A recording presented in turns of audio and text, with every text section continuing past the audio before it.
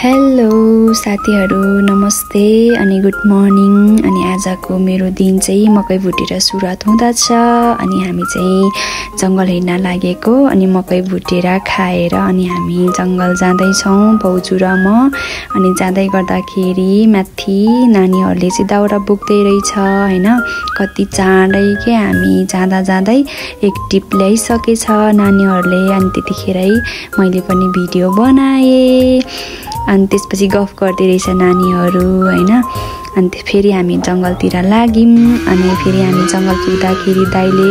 रुख ढाली सकेर पनि घेर्दै हुनुहुँदो रहेछ है अनि हाम्रोतिर चाहिँ यसरी घेर्छ दाउरालाई है तपाईहरुकोतिर कस्तो गर्छ हो प्लिज त्यो पनि भनिदिनु होला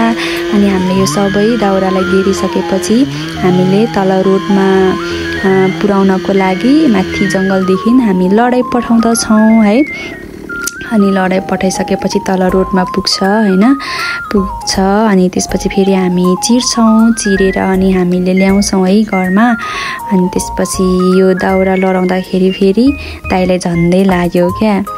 अनि कस्तो डर लागिरहेको थियो तर केही भएन है अनि हामीले तल ल्याइसकेपछि त्यसरी चिर्छौं अनि हाम्रो खाजाको टाइम भयो अनि खाजामा हामीले आलु अनि फ्राई राइस मोही लगेको थियौं अनि हामी सबैजना दाइ भाउजू मिलेर हामी खाजा खाँदै छौं आगो बालेर है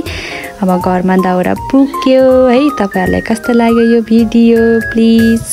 भनिदिनु होला थ्यांक यू।